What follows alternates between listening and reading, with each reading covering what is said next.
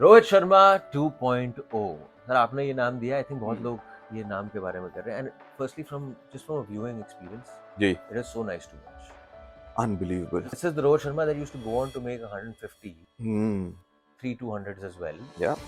but I would much rather take this Rohit Sharma any given day और इसलिए मुझे और ज़्यादा पसंद है ये Rohit Sharma because you know in our countries we are very obsessed with numbers, हाँ उसने ऊंचाई छूटी इंडिविजुअल नंबर्स कि भैया इतने 100 इतने 50 which is fair, I am not saying anything which is important, लेकिन हम कभी कभार ना थोड़ा सा ज़्यादा ऑब्सेस्ड हो जाते हैं।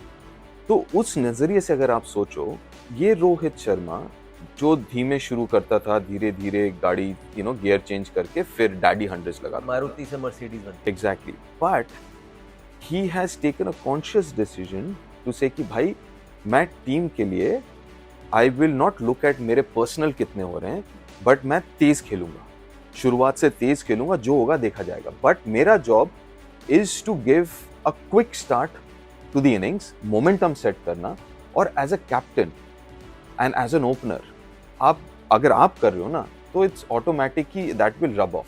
आप ये भी साइन दूसरों को दे रहे हो कि भाई इस तरीके से मुझे खेलना है और इस तरीके से मैं चाहता हूं कि मेरी टीम खेले, और and he is not saying it, he is actually doing it with actions. क्योंकि आप ये सोचो 3-4 उन्होंने 50 बनाए, एशिया कप में 50 बनाए, उसके पहले 50 बनाए, वेरी इजीली कुड हैव कि टक टक टक करके अपना 100 किया, ही डिडंट डू दैट। 50 के बाद भी he was playing a shot, वो टेम्पो नीचे नहीं आने दिया। तो इसलिए मैं बहुत ज्यादा क्रेडिट देना चाहूंगा रोहित को, क्योंकि at a very personal level he's chosen to sacrifice. Yeah, that's the beauty of it, sir. He's gone on record to say that this decision to bring this change, Yeah, ये मेरा अपना है।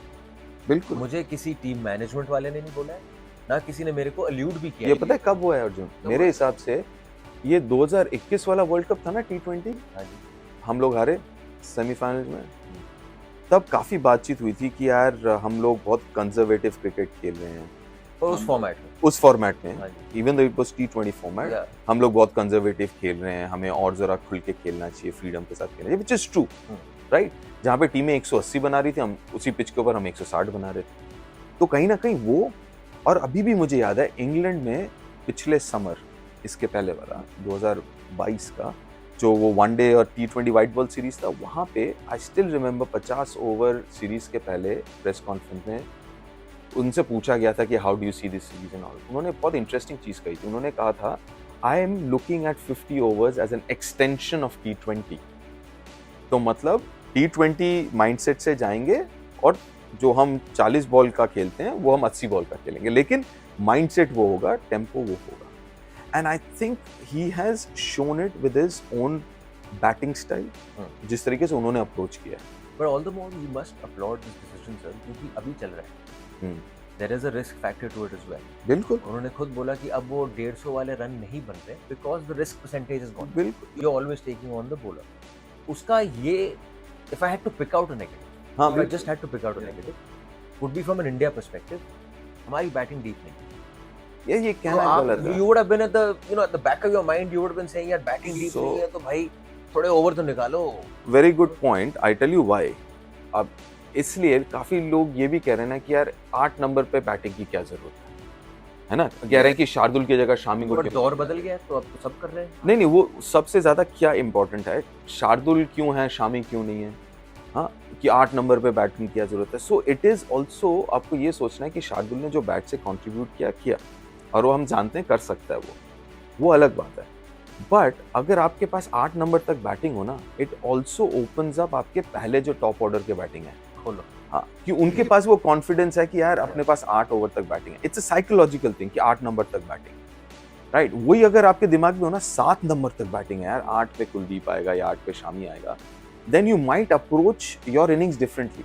the way he hits, there is power involved in it, but there is also timing involved, agreed. पर मैं जिस चीज पे हैरान हूँ कि पैर तो चलते नहीं है।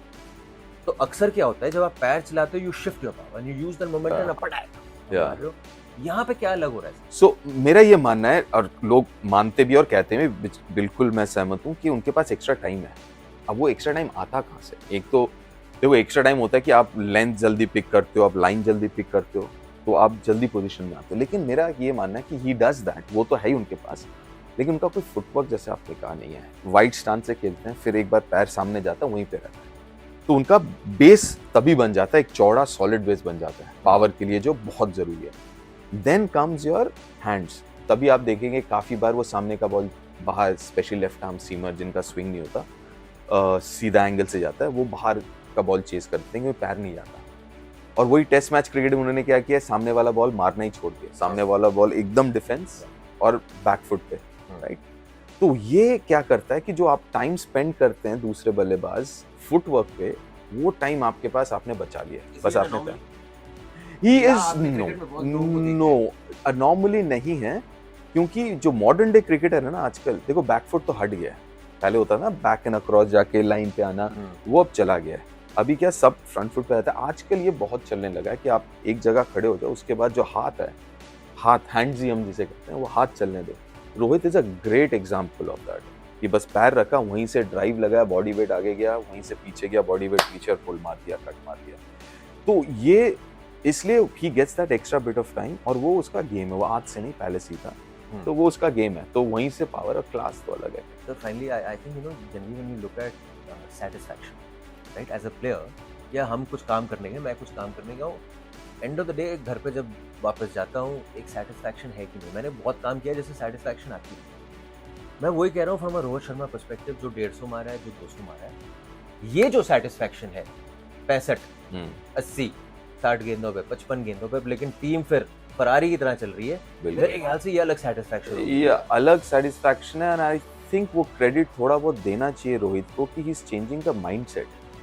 जो माइंडसेट मैं कह रहा था ना, वो इंडिविजुअल नंबर स्पेसिफिक माइंडसेट, वहां से माइंडसेट हटा के, क्योंकि देखो अभी एक अगला जनरेशन आ रहा है, शुभमन गिल, तिलक वर्मा, ये अगला जनरेशन आ रहा है। Before they get into that mindset कि भैया कितने 100 है मेरे, कितने 50 है मेरे, मेरा एवरेज क्या है, before they get into that mindset ना, चेंज दैट टीम का माइंडसेट, चेंज दैट कॉन्सेप्ट कि भैया ठीक है 100 इज वेरी गुड और जरूरी भी है, लेकिन 380 400 इज बेटर। हाँ, मतलब 100 करके टीम हार गई तो क्या फायदा, है ना।